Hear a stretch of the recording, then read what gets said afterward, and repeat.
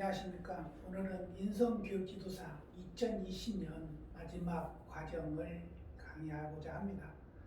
인성교육론 1차 교육인데 제가 저자했던 이 책으로 여러분들에게 약 10차 동안 공부를 하게 되는데요.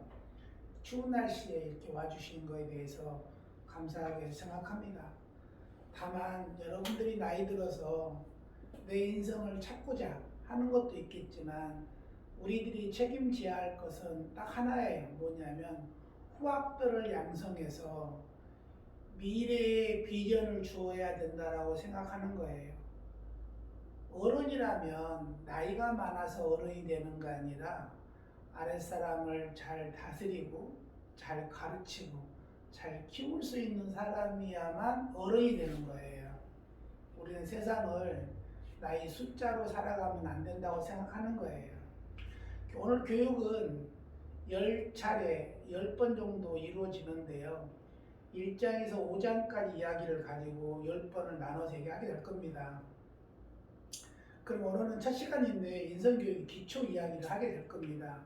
기초는 어쩜 이런 것 같아요. 자신의 내면을 어떻게 보고 있을까?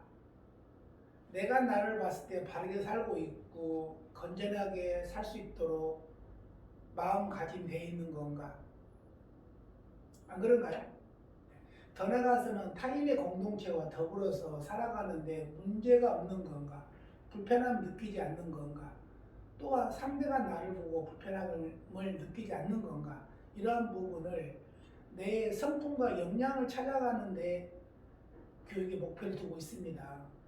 그와 같은 교육이 바로 인성교육이라고 말씀드리고 싶어요.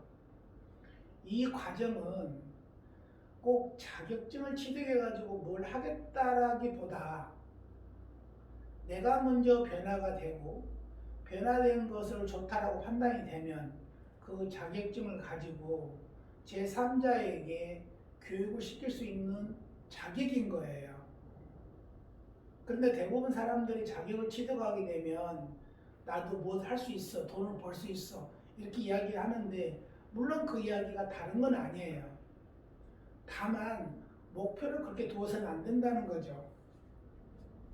하나 쉬운 예를 들어보면 운전면허증을 취득한다 그래서 바로 운전할 수 있나요? 네, 운전은 할 수 있어요. 그런데 하면 어떻게 됩니까? 안 좋은 일이 발생할 수밖에 없어요. 왜? 경험이 없으니까. 그런데 그거는 단순하게만 될 수가 있는데 이 교육자는 그렇게 하면 안 돼요. 왜냐하면 우리 고향에서는 조디라고 그러는데 이 입에서 나오는 말이 아주 무섭거든요. 그래서 색치혈압을 해요. 날카로운 칼날보다 색치혈 칼날이 무섭다라고 공자님께서는 말씀하신 적이 계세요. 그와 같이 말하는 직업을 가진 사람은 매우 중요하게 신중하게 생각해야 된다고 생각합니다. 그러면 인성교육의 목표는 어디다 두고 있을까요? 제가 목표를 정하는 게 아니라 우리나라에서 인성교육부반이라는 걸 법령을 만들어서 이와 같은 것들을 하라 라고 정해져 있는 것들이 대부분 보면 예절, 효, 정직, 책임, 존중, 배려, 소통, 협동 이렇게 정해져 있어요. 이런 것들을 다 잘하고 있다고 생각하면 어쩌면 그게 인성이 댐댐이가 기본적으로 같이 해야 될 거, 사람 기초 이런 것들이라고 표현할 수 있다라고 국가에서 만들어 놓은 거죠. 저도 그 모태를 가지고 책을 쓰게 된 거고요. 그 내용을 가지고 이루어진다 그러면 그 사람은 덕목이 있고 핵심의 가치를 찾아서 적극적으로 능동적으로 어디 가서나 좋은 사람이 될 수 있도록 좋은 사람이 되라고 실행할 수 있다는 것을 얘기하는 거예요. 그와 같은 내용이 인성법안에 나와 있다는 거죠. 인성법안은 책자에 나와 있기 때문에 인성법령을 보도록 하긴 하고요. 인성교육 기초는 이런 거예요. 인성과 교육의 개념을 기반으로 이루어지는데 교육은 뭔 거죠? 한문을 뜻하면 가르칠 교, 기를 육, 그런 거예요. 육자는 무슨 육자냐? 동물을 기르고 있는데도 사육장이라고 그러잖아요. 그죠? 웃기죠? 사육장에서 쓰고 있는 육자도 기를 육이에요. 사람도 길러야 된다는 거예요. 어려서 부모님으로 인해서 태어나서 내가 스스로 아무것도 할 줄 모르는 때에는 부모님에 의해서 길러주는 거예요. 그러면 부모님이 인성을 잘 가지고 있는 사람이라면, 또 인성을 배운 사람이라면, 또 좋은 마음을 갖고 있는 사람이라면 그 아이에게도 좋은 말과 의미 있는 이야기를 남겼을 거예요. 그런데 현대 사회는 그렇지가 않아요. 상업 문화가 우리나라에 들어오고 나서 먹고 산다는 전제하에 아이들은 방치하고 있는 거예요. 그러면서 부모가 이렇게 이야기합니다. 내가 새벽같이 나가서 돈을 벌어온 이유는 너 공부 가르치려고, 이렇게 이야기를 하거든요. 안 그런가요? 그런데 그 공부를 가르치는 게 학교 가서 공부하는 게 전부일까요? 좀 춥습니다. 학교에서 공부하는 것보다 집에서 공부하는 거가 훨씬 중요해요. 어떤 공부? 사람 댐댐이 공부. 1, 2, 3, 4를 알고, 한글을 알고, ABC들을 알고, 물론 중요해요. 근데 그런 것들을 배우기 전에 기초가 뭐냐 이거예요. 기초 이야기가 인성교육의 기본이라고 생각합니다. 그런 부분이 인성교육의 필요성에 의해서 우리들이 하고 있는 것들이 대부분 다 필요성에 의해서 우리는 뭘 하느냐면, 표현을 나눠볼게요. 인성교육의 필요성이 대부분 다 교육의 영역에서 서술되어 있는 거예요. 그러면 서술되어 내용을 보면은 우리는 이렇게 되어 있어요. 모든 학자들이, 저와 같은 전문으로 배웠던 사람들이 각자 책을 내놨는데 그 책의 내용에 보면은 무궁무진해요. 마르크스 혁명에 어떤 박사 얘기를 약간 인용하면, 전 세계에 돌아다니는 책은 그 학회의 박사 수만큼 책이 많다라고 얘기했어요. 다시 말하면 저와 같은 전문가가 10명이라면 책의 종류가 10가지라는 거예요. 그러면 여러분들은 어떤 분한테 공부를 하느냐에 따라서 개념과 이념이 확 다른 거예요. 아까 제가 어머님, 부모님을 잠깐 이야기했지만 똑같은 거예요. 이 자리에서 그 이야기를 할 수 있을지 모르겠지만, 어떤 교육원에 가면 인성교육을 딱 4시간밖에 안 한대요. 그리고 자격증을 준대요. 4시간 하면서 돈을 80만 원을 받아가고, 그리고 자격증 검증료를 10만 원을 받아가고 이런데요. 여러분들은 자격증을 빨리 취득하면 좋겠죠? 그죠? 그런데 아까 제가 운전면허증 설명한 것처럼 빨리 가져서 뭐 할 건데요? 운전면허증 취득한다고 바로 도로 나갈 수 있나요? 제가 생각할 때는 어렵다고 생각해요. 물론 나갈 수 있어요. 그럼 나가면 어떤 일이 발생돼요? 좋지 않은 일이 발생할 수밖에 없다라는 거예요. 그래서 인성의 의미를, 특징을 찾아보면 인성교육의 정의성은 어디에 두고 있고 인성교육의 중심은 어디냐 이거예요. 사람 인자에 나눠져 있는 중심을 갖고 있어야 되는데 돈에 대한 중심을 갖고 있으면 안 된다는 얘기를 하는 거예요. 여러분들 인성교육을 공부하는 자체가 이상하지 않나요? 내 나이가 50인데 무슨 인성교육이야? 라고 얘기하는 거예요. 맞아요.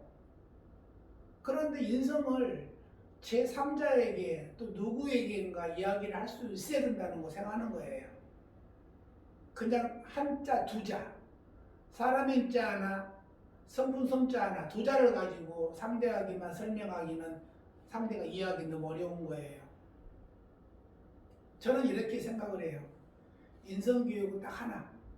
좋은 사람이다. 좋은 사람 만드는 거다. 라고 생각하는 거예요. 그럼 좋은 사람이다 라는 거는 뭐냐면 그 사람은 어디 가서나 좋은 사람이다 라고 이야기를 들어야 되고 또 어디 가서나 좋은 사람이다 말을 들어야 되는 거예요. 그와 같은 저는 교육의 개념을 두고 이야기를 하게 될 겁니다. 여러분들이 이 선생님 얘기를 듣고 나서 인성이 변화가 되든 안 되든 선생님 책임은 아니에요. 다만 선생님은 옳은 얘기만 할 거예요.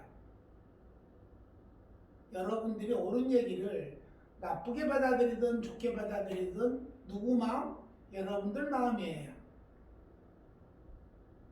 물론 그렇지 않을 거예요. 인성교육을 받으러 오신 분들은 대다수가 착한 마음, 좋은 마음으로 오신 분들이 많으세요. 그러면 인생의 의미를 한번 볼까요? 인생의 의미를 보면 사람 인자, 성품 성자. 사람의 성격은 어떻게 되어 있느냐? 머리, 몸, 팔, 다리 이루어져 있어요. 머리, 몸, 팔, 다리. 머리는 하는 역할이 뭘까요? 몸은 하는 역할이 뭘까요? 손발은 하는 역할이 뭘까요? 이런 부분이 인성에서 보이는 거예요. 사람이 몸과 마음으로 어떤 경험을 했는지에 따라서 그 사람 성품은 바뀌는 거예요. 어떻게 바뀔까요? 좋은 경험을 했다면 좋은 사람은 바뀔 거고 나쁜 경험을 했다면 나쁜 사람은 바뀌는 거예요. 왜냐하면 악이 남아있는 거예요. 그 사람은. 좋은 경험을 했다면 나도 좋은 일 해야지 라고 엔돌핀이 솟는 거죠. 그와 같은 내용으로 하는 거예요. 그러면 우리는 좋은 경험을 했다 그러면 좋은 감정을 갖고 있고 그리고 언행도 좋은 말을 하는 거예요. 왜냐? 기분이 좋으니까. 왠지 노래를 부르게 되고 왠지 웃으면서 말을 하게 되고 이러는 거예요. 근데 감정이 좋지 않다 그러면 뭐라 그래요? 대화를 할 때부터 너 왜 그래? 라고 인상을 쓰면서 말을 하는 거예요. 그러한 부분이 우리는 인성의 의미를 두고 있다라고 얘기를 하는 건데요. 어쩌면 그런 부분을 놓고 보면 우리는 이런 거겠죠. 나는 저 사람을 보면 육감적으로 알 수가 있어요. 좋은 사람인지 좋지 않은 사람인지 라고 이야기를 하는 사람이 있어요. 그 이야기는 자기가 좋은 감정을 가지고 있으면 좋은 사람으로 보일 거고 나쁜 감정을 가지고 있다 그러면 다 사기꾼으로 보이는 거예요.